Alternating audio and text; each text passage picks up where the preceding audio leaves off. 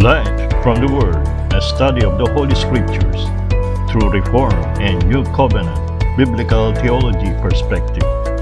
May this help you in your Christian life. Simula ngayon pong linggo nito ay sisimulan ko isang series tungkol sa pamilya at magtutuon ako ng time sa Genesis.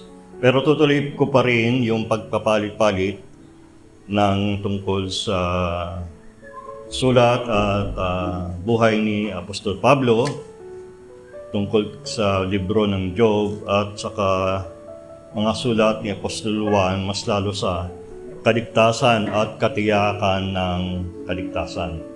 Salvation and assurance of salvation. So ngayon po ay Genesis, dapat nasa chapter 3 na tayo agad.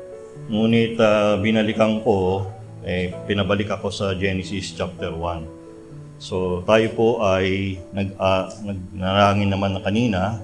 So itutuloy ko na yung mensahe. Okay.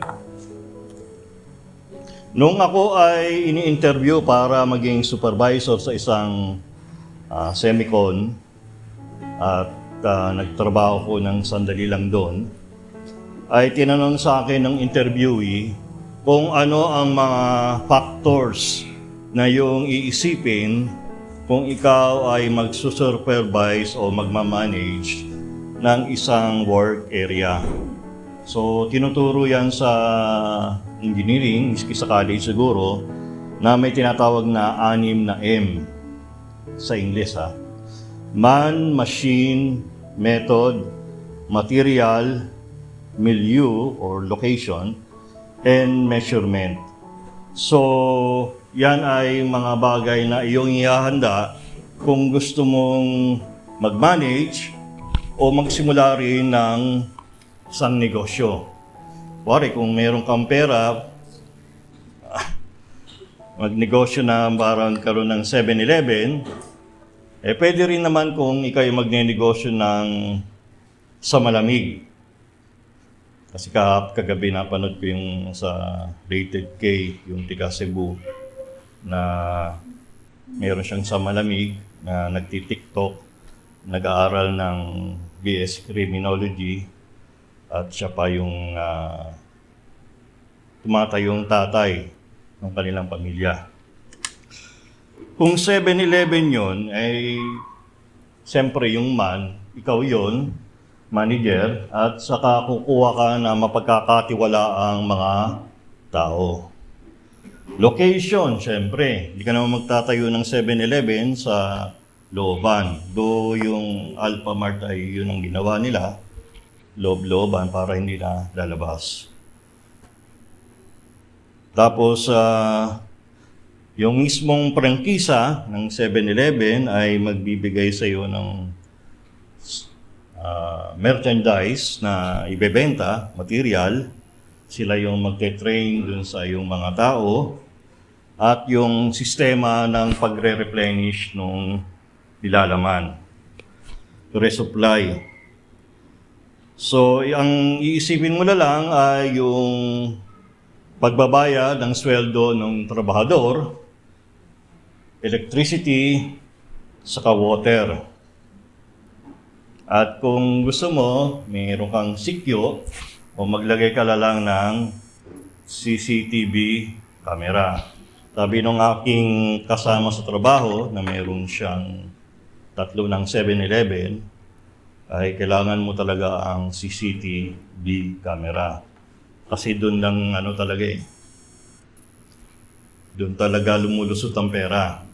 Hindi mo pagkakatiwalaan yung tao.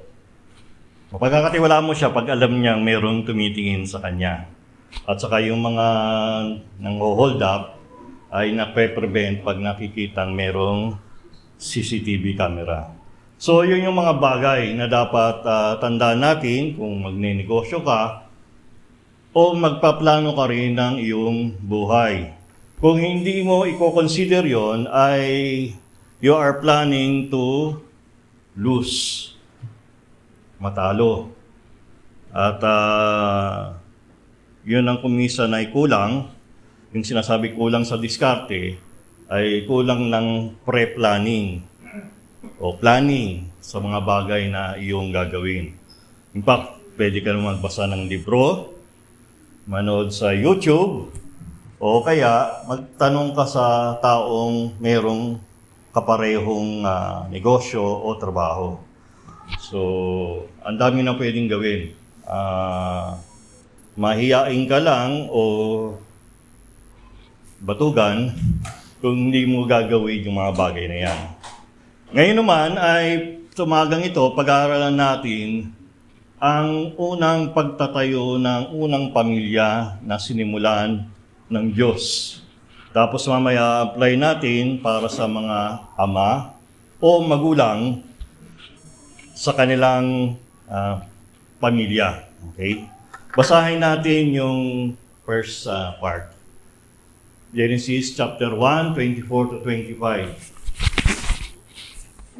Sinabi ng Diyos, magkaroon ang lupa ng mga buhay na nilalang ayon sa kanya-kanyang uri, kind, ng mga hayop at mga nilalang na gumagapang, animals and creeping things, at ng mailap na hayop sa lupa ayon sa kanya-kanyang uri, wild animals. At ito ay nangyari. Nilikha ng Diyos ang mailap na hayop sa lupa ayon sa kanilang uri at maamong hayop ayon sa kanilang uri. At ang bawat gumagapang sa ibabaw ng lupa ayon sa kanilang uri. At nakita ng Diyos na ito ay mabuti.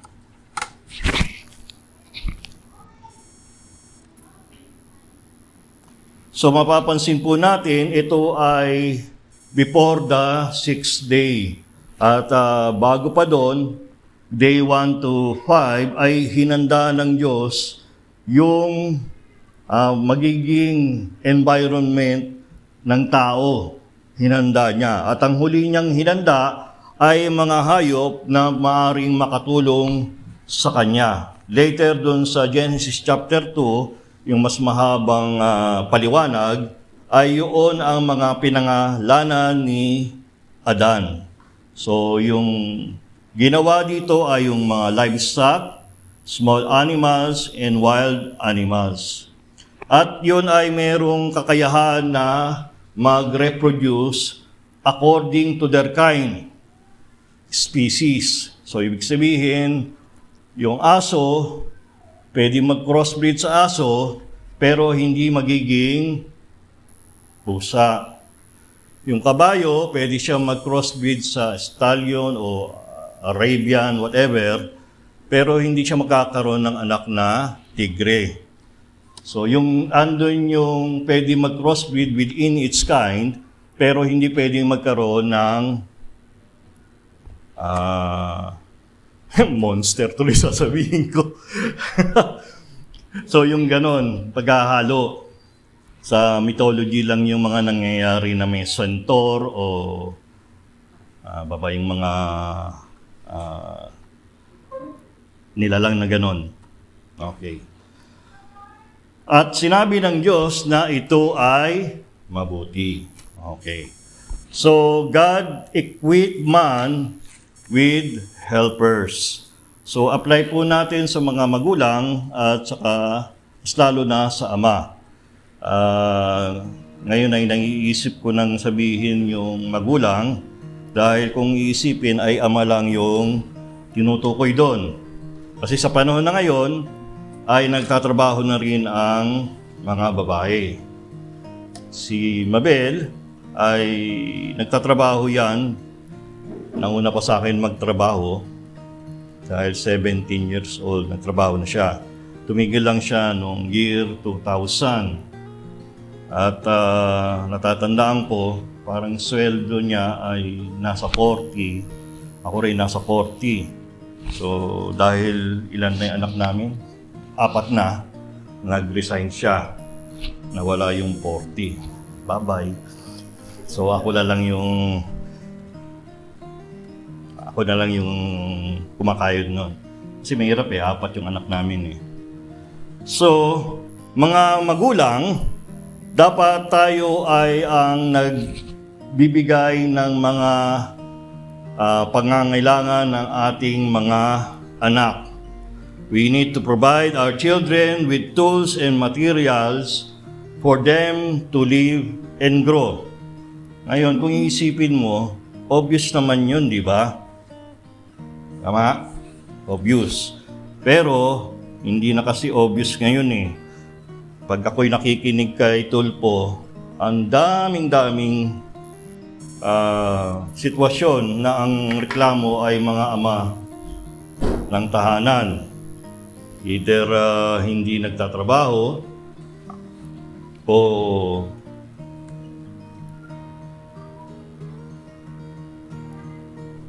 pagpasensyahan nyo yung salita ko, sinasabi ko lang yung sa Tulpo, no? Hindi nagtatrabaho o kaya nagtatrabaho pero malayo o nagtatrabaho pero ang binibigay dun sa asawa ay pang isang linggo lang kulang. Tapos magsasabi na ganun talaga sweldo ko eh.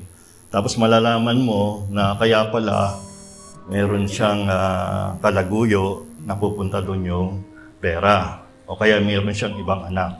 So, obvious yan dati na talaga yung ama o yung magulang ang dapat nagpo-provide ng mga tools and materials para sa kanilang anak, dapat ulit yan sa ating henerasyon. Baka kasi kala nyo ay independence naman na ang mga bata. So, bahala na sila. Hindi pwede sa simula ay hindi ganoon, no? Yun yung ating goal paglaki nila. Pero pag nagsisimula, katulad ng ginawa ng ating Panginoong Diyos kay Adan, ay hinanda niya muna ang lahat ng environment. Kung iisipin nyo, pari nung sa 7-Eleven, no?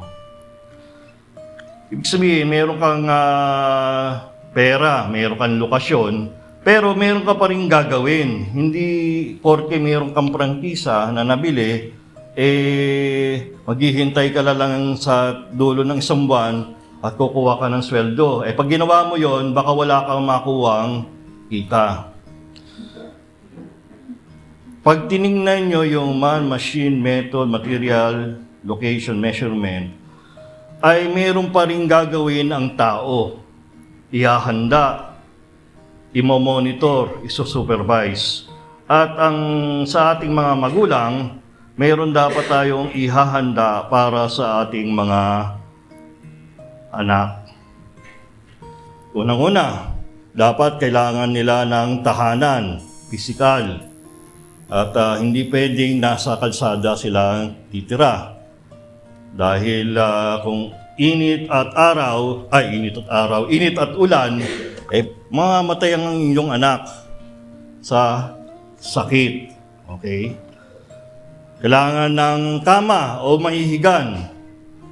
Sino dyan nakahiga sa mga malambot na higaan? Puro kayo kahoy. O sige. Kailangan ng higaan. Miski man lang banig o yung iba ay nakikita ko ay karton, dapat may higaan. Kailangan ng edukasyon. Sa totoo, kung kasing runong tayo ni Bill Gates at saka ni Steve Jobs na hindi nyo kilala kung sino yun, hindi nyo kailangan magtapos na mag-aaral. Kaya dito sa Pilipinas, para kasi tanggol, walang kukuha sa'yo na magtrabaho, no? Kasi hindi ka pa nakapagtapos ng high school. At congratulations ulit sa nagtapos ng high school. Pa-burger naman kayo. Magsama-sama na lang kayo, tapos pa-burger na lang kayo. Hindi naman nyo kailangan sa lahat. Pwede naman ako. Tabi lang nyo dyan at tawagin nyo ako. Hindi, joke lang yan, joke. Baka mamaya ako pa magpa-burger sa inyo eh. So, kailangan mag-aral. Kailangan ng mga libro. At dahil sa taas ng taas ang gasolina at diesel, kailangan din ng pamasahe. At kung minsan hindi naman tayo bayani na maglalakad ng 4 na bundok at 2 ilog. Meron pong gumagawa noon sa probinsya. Hindi naman 4 na bundok, isa lang. Para makapunta sa kanilang pag-aaral. Totoo yun. Gagag. Puro kayo reklamo na tricycle lang ang sinasakyan nyo, pero may mas mahirap pa doon. So, kung ang magulang ay gagawin yon, ihahanda niya upang eventually ay sila ay maging independent pag lumaki. Pero sa simula, hindi sila independent. Sabi nga, yung kabayo, aso, pusa, ilang oras lang ay nakakatayo na. Di ba? Nakakatayo na sila agad pagkasilang. Yung anak natin ay, ano ba pinakamabilis? Buwan, no? 5? 6 buwan? Hindi.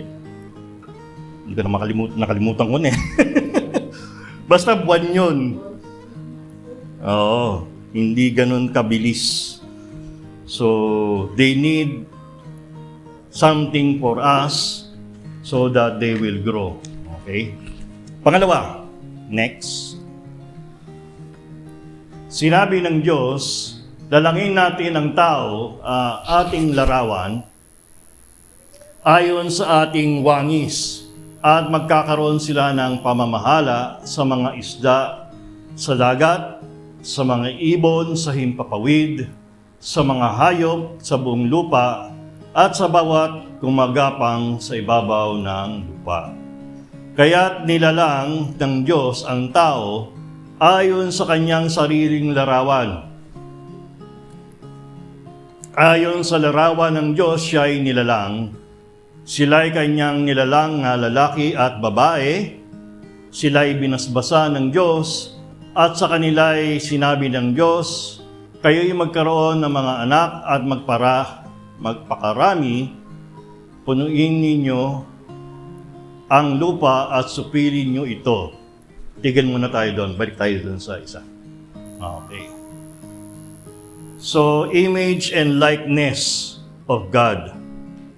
Ngayon, maraming pinag-uusapan dyan kung anong ibig sabihin ng image and likeness. More or less ay equivalent term lang yung image and likeness. Kaya yung pagkaka-translate dyan ay larawan at larawan lang. Pero sa Hebrew ay magkaiba yung dalawang word. Ang tinutukoy dito ay ang pagiging representative ng Diyos dito sa lupa. Okay? So lahat ng tao ay ginawa sa imahe ng Diyos. So hindi yan based sa skin, hindi yan based sa intelligence, hindi yan based sa wika, hindi yan based sa kung babae o lalaki ka. Lahat tayo ay may imahe ng Diyos. Maski tayo ay makasalanan. Ang problema lang doon, pag tayo ay makasalanan, yung part ng espiritu natin ay yun ang patay. At though meron tayong soul o life at physical, ay wala tayong kaugnayan sa Diyos. So, sa atin binigay ang dominion, pamamahala. Isda, fish, ibon, birds, hayop, animals, and other things na creeping sa lupa. So lahat yun. Mula sa mataas, dagat, air, sea, land, at under the land. Okay. So yun yung dominion. Merong pamamahala ang Diyos. So, ang tao. Dahil sila'y ginawa both as lalaki at babae. Maikli lang sasabihin ko tungkol doon sa babae at lalaki. Pero ang second point ay God gave direction for the life of man. Yun ang pangalawa. So kanina nag-provide siya ng helpers sa tao. Pangalawa, nagbigay siya ng direksyon. Anong dapat gawin niya? He has to rule. In fact, yung word na ginamit, rada, ay hindi lang pamamahala, kundi paghahari. Kaya nga dominion ang translation sa ibang version. Ngayon, kasi madaming namamahala o naghahari na abusado, kaya kung minsan iniisip natin, ang ibig bang sabihin doon ang tao ay aabusuhin ang nilikha ng Diyos? Hindi pinag-uusapan pag-abuso. Kung ikaw ay marunong mag-manage ng iyong kaharian, hindi mo yan uubusin kasi walang matitira. Sisiguraduhin mo na kung yung puno ay gagamitin mo, hindi mo uubusin yung puno kasi wala nang susunod na magbubunga, di ba? Iubos mo eh. So, ganun din sa mga bagay sa nilikha ng Diyos. Ngayon, nung ginawa ang tao, which is a neutral term, tinukoy kung lalaki o babae, kasi dito tinukoy yung lalaki at babae. Yung word na nakakalimutan ko saan ba nilagay yun. Ayun, Sakar at Nekeba, male and female. Okay, dahil dapat daanan talaga. At usually, ang naiiwan at naiipit ngayon ay mga iglesyang matapat sa salita ng Diyos.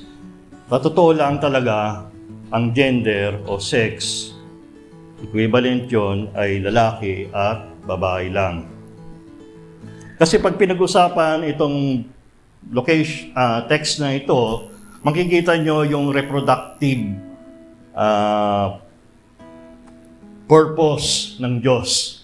Yung hayop, yung isda, yung ibon, yung gumagapang, lahat they can reproduce after its kind. So, yung tao rin, it can reproduce after its kind. Ngayon, sasabihin nyo, Brother Ray, merong iba asexual kaya nga hindi minention dyan eh. Pero kasi ang tinutukoy niya, pagdating sa tao, meron siyang kapareho sa mga nilalang ng Diyos. Ang pagkakaiba niya, He is made in the image of God. Yung iba, wala. Lahat may physical. Pangalawa, lahat mayroong life, soul, life force.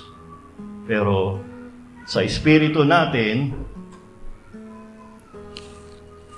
pag yan ay nasa katawan at kaluluwa natin, tayo ay mayroong imahe ng Diyos. Kaya kung natatandaan nyo, the past 6 years ay galit na galit ako kasi yung pinapatay lang ang isang tao na walang baliwala, hindi dinadaan sa tamang proseso, parang binubura mo rin ang imahe ng Diyos sa kalagitnaan natin. Okay, huwag na natin balikan yon. Doon na lang tayo. Ano ngayon ang application sa mga magulang at mga ama? The Lord gave clear instruction to man o humankind sa ibang translation. Tayo mga magulang, dapat malinaw din tayong magbigay ng instruction sa ating mga anak. Hindi pwedeng sabihin nyo, di ba alam na nila yon? Nag-alisa na tayo mga anak nyo. Andyan. Kayo Hindi pwedeng mind reader yung mga anak natin. At unti-unti nating tinuturuan sila.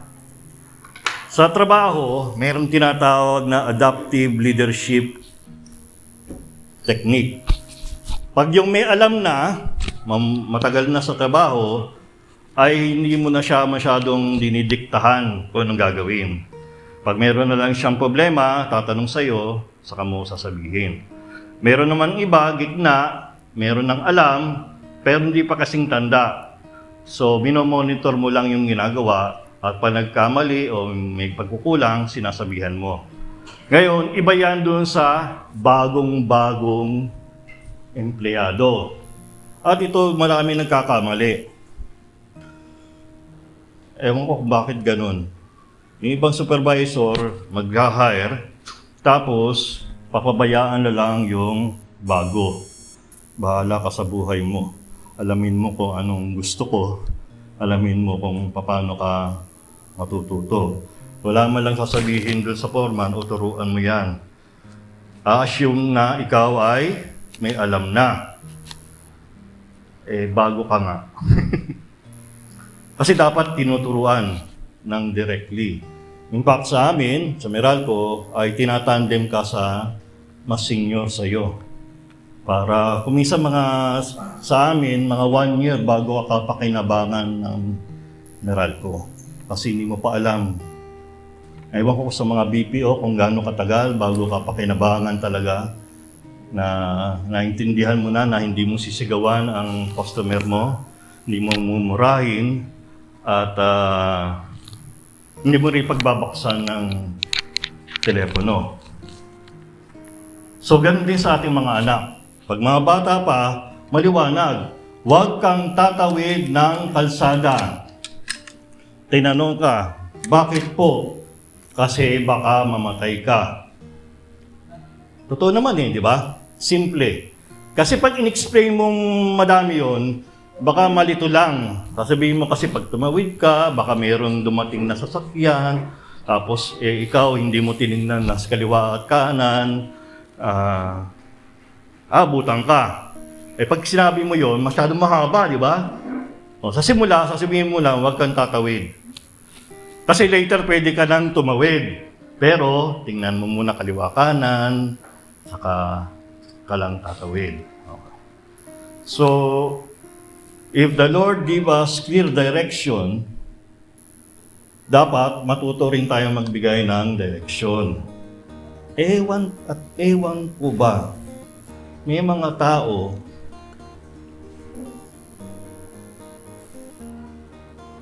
inom muna ako. Na-anxieties na ako may naalala ko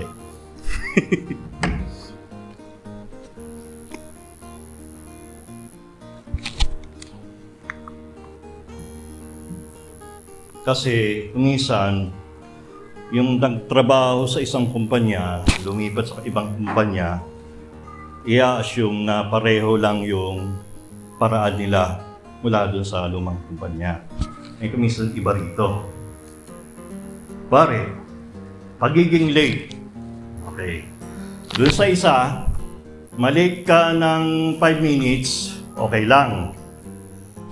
Doon sa isa, malate ka ng 5 minutes, maghanap ka na ng trabaho. Kaya yung iba dapat ay talagang ino-orient kung ano ang mga patakaran. Mga bata, ganun din. Nililiwanag natin, anak, mag-aral ka hanggang pag-uwi mo, dapat mag-aral ka lang. Hindi ka pwedeng manood ng TV, ngayon pala, hindi na pala TV. Huwag kang munang humawak ng cellphone. Kaya sasabihin sa'yo, daddy, magre-research ako. Re-research siya ng Google at saka YouTube. At pagkatapos nun ay TikTok na. Patayin na. Wala na. Ba't hininaan mo ang iyong cellphone? Yan. Kasi nga papatugtog So, yung mga bagay na yon ay clear. Pangalawa, mapapansin nyo yung pamamahala. In fact, dominion is a broad term. It is the mission of man. Yun ang ating end goal. So yung mga ngayon lang naligtas sa Panginoon, kala nyo ay niligtas lang kayo sa impyerno, pero niligtas kayo para hindi lamang sa langit, kundi bilang tagapangasiwa ng Diyos dito.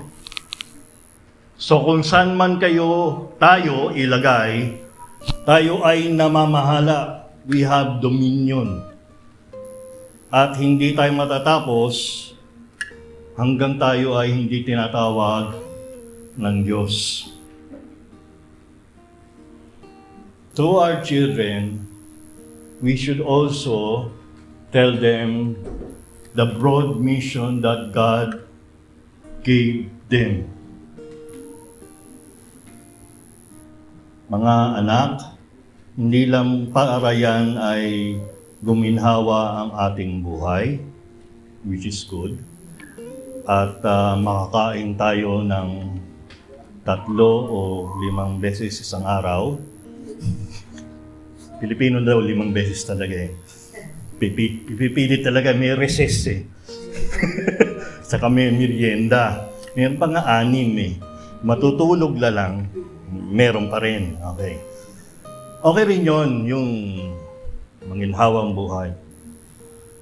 In fact, ang ating mission sa buhay, pamamahala, na ang ating buhay ay maayos kasi pwede tayong tumulong sa iba. At sa ating patotoo, witness, ay makikita ng ibang tao na sila ay lumapit din sa Panginoong Jesucristo. Hindi ko sinasabing pag mahirap ka, hindi na lalapit. In fact, mayroong mga mahihirap na lumalapit dahil makikita sa buhay mo na ikaw ay maprinsipyo, honest ka, mapagkakatiwalaan ka, at matuluyin ka. So, hindi ka naman umaangat talagang mayaman, pero ikaw ay ginagalang sa iyong komunidad. It is part of the broad vision ni Lord sa atin. So, ganun din tayong mga magulang. Huwag niyong tuturuan ang iyong anak na okay na, nakapunta ka na ng Saudi, okay na yan. O kaya, punta ka na ng Canada o Japan, okay na yan. Hindi yun ang end goal ng ating Panginoon sa atin. And it should not be the end goal for our children. May mga kwento na mga missionary, nag-aral sila sa England. Nakalimutan ko yung pangalan pero malamang matatandaan ko mamaya. Tapos minsan ay pumunta sa China, yung kanyang pangasawa, nurse, pero may background sa Chinese. Kinasal sila, nagtayo ng school. Pero nung nasa China, nagkasakit siya. So mga 9 years lang silang kasal, namatay siya on the 9th year. Naiwan niya yung kanyang asawa. Ang pangalan ng asawa niya ay si Hudson Taylor, the founder of China Inland Mission. Pag nabasa niyo yung pangalan niya, siya yung misyonaryo na una ay nag-translate in Chinese yung mga Bible. At pag nakita niyo sa Google, naka-costume tuloy. Ang damit niya ay parang Chinese. Unang-unang misyonaryo na nag-adapt sa environment niya. So, yung mga ibang kasabayan niya, siguro maganda ang buhay nila, pero matatandaan ka ba ng mga tao sa iyong ginawa para sa Diyos? Yun, matatandaan. Lastly, tama bang 28? Parang sandali lang Kasi minsan malito-lito rin ako mag-send ng ng text. O tama, 29. Okay. Sinabi ng Diyos, tingnan nyo, ibinibigay ko sa inyo ang bawat halaman na makakabinhi na nasa ibabaw ng lupa at ang bawat punong kahoy na may binhi sa loob ng bunga. Ang mga ito ay magiging pagkain ninyo. Sa bawat mailap na hayop sa lupa at sa bawat ibon sa himpapawid at sa bawat gumagapang sa ibabaw ng lupa, sa bawat bagay na may hininga ng buhay, ay ibinibigay ko ang lahat ng halamang luntiang bilang pagkain. At ito ay nangyari. Nakita ng Diyos ang lahat ng kanyang nilikha at ito ay napakabuti. Nagkaroon ng gabi at nagkaroon ng umaga ng ika-6 na araw. Pakibalik na lang.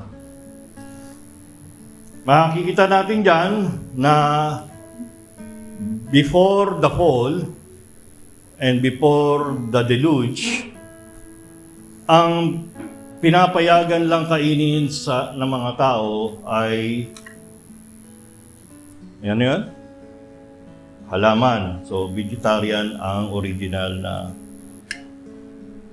design sa tao.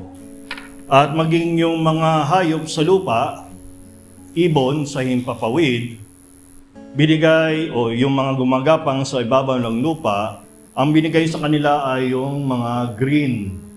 So, vegetarian din sila. Okay? Pero, ibig sabihin dyan, binigyan ng pagkain ng Diyos ang mga tao at mga hayop.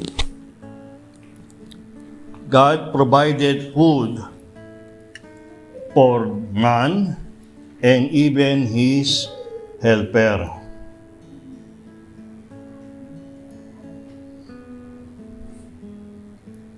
Okay.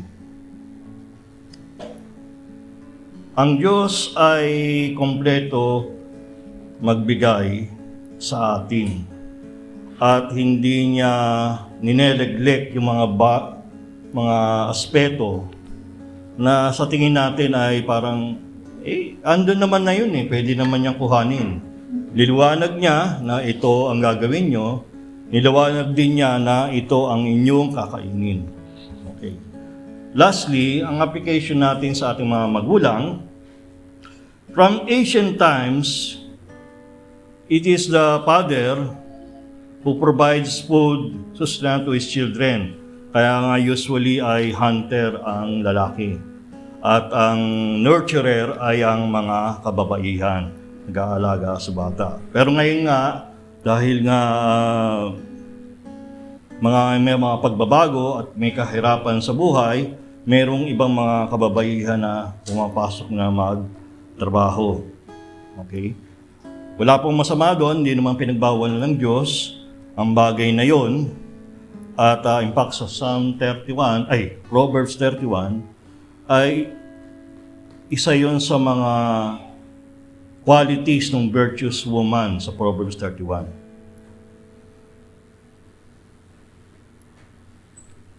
Ito mga kabataan at mas lalo yung mga kalalakihan. Okay, madami namang kalalakihan, buti lang. Dati kasi madaming kababaihan dito Ngayon, madami ng kalalakihan. Ito mahirap sabihin dahil baka sabihin nyo unfair. If you cannot buy your own food, don't dream of having a family of your own. Kung ikaw hindi mo kayang pakainin ng iyong sarili, huwag kang mag-isip ng magkaroon ng pamilya. Sabi nga ni Don Henley, sometimes love is not enough. Tama ba? Sometimes love, parang merong mali doon Correct nyo nga ka doon. Hindi sapat pala kung hindi sapat palagi ang pag-ibig. Hindi mo mapapakain na ang pag-ibig Kasi yung pag-ibig dapat nakikita. Eh kung di mo papakain yung iyong asawa at yung iyong anak, anong klaseng pag-ibig yon? Nakatago lang sa inyong puso. Oh. Hindi ko naman sinasabi na mangangarap kayo ng mayaman na lalaki, kayong mga kababaihan. Oh. Meron din tinatawag kasing late bloomer mga kalalakihan. At itong nakarang linggo lang ay meron akong kaklase sa high school, first year high school. Ang alam lang niyang gawin nung nasa high school, magbulakbol at pikutin yung kanyang tenga ng madre. Itong nakarang linggo, nag-uusap kami, nasa California na siya. Pumasok siya sa Navy. Ngayon ay nagtatrabaho sa Marine. At yung kanyang 3 anak ay all college graduate. University of California yung isa. Yung isa ay biomedical engineer. Sabi ko, hindi ko ba ubos isipin na magkaroon ka ng mga anak na napagtapos niya. So may late bloomer naman. Kaya yung iba dyan na walang ka-ambition pa ngayon, magkakaroon niya ng ambisyon. Hopefully. In God's time, magkaroon kayo ng ambisyon. Sa Middle East, dyan nga nagkakaroon ng problema Kasi sa kanila may dowry. Dapat meron kang ibibigay sa magulang ng babae. Minsan man baliktad, yung magulang ng babae ang magbibigay dun sa lalaki. Hindi ko alam yung difference. Kaya kung minsan ang hirap mag-asawa. Kaya usually, ba't nga ba napunta dun? Hindi, sasabihin ko kung minsan kaya yung mga lalaki sa Middle East ay nagtatagala lang sa lalaki rin. Kasi hindi sila makapag-asawa ang babae. Hindi naman ganun sa atin. Kaya magpasalamat kayo, nasa Pilipinas kayo. Oo, makakapag-asawa kayo, miski mahirap kayo. In fact, gusto nga natin yun minahal tayo, maski wala tayong pera. No? Ako ganun ako Minahal ako ni Mabel na wala akong pera. Kasi kung minahal ako dahil sa pera ko, anong tawag doon? Businesswoman. Negosyante yung asawa mo.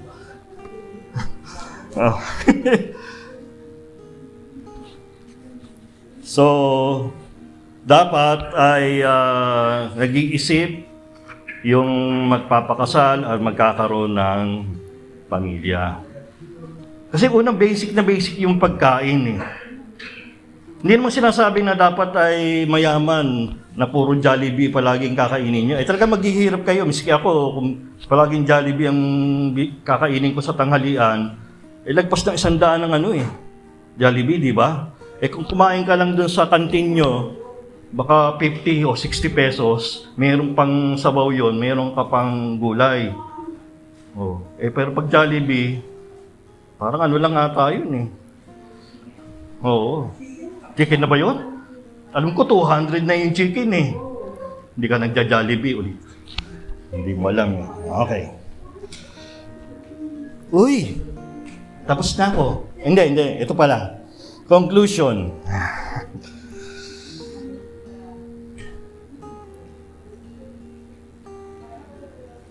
Ngayong araw ng linggo at miski anong araw na binibigay sa atin ng Diyos, mga makapag-isip, ay dapat nating gamitin ito upang magpasalamat sa Diyos. Kasi bago pa man inisip natin, nagplano tayo, lahat ng ating lalakarin, nauna na siya. He prepared the way for us, ahead of us. Miski hindi mo pa siya iniisip, miski hindi mo pa siya pinapasalamatan, nauna na siya. Yung trabaho na hahanapin mo, hinanda na yung puso ng owner at saka ng supervisor. Miski yung supervisor na masungit sa iyo, kaya ikaw ay nagpupumilit ng maging maayos at masatisfy siya, Hinanda rin yun ng Panginoon. Magpasalamat din tayo na binigay ng Diyos ang salita niya at kanyang banal na Espiritu. Ano pa yung kanyang binigay? Yun, napag-usapan namin nung Friday. Ito palagi pagkukulang ng mga Kristiyano. Sabi nila may Bible, may Holy Spirit naman. Pwede nasa YouTube. Ano nga yung kailangan? Fellowship.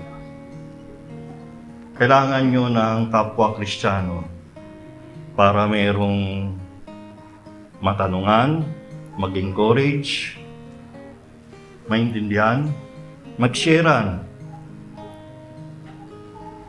Sabi nga, it only takes a spark for the fire to keep burning. Pag ikaw ay nauupos na ang iyong apoy sa iyong puso, isama mo si Joseph, sigurado magkakaroon ng sunog.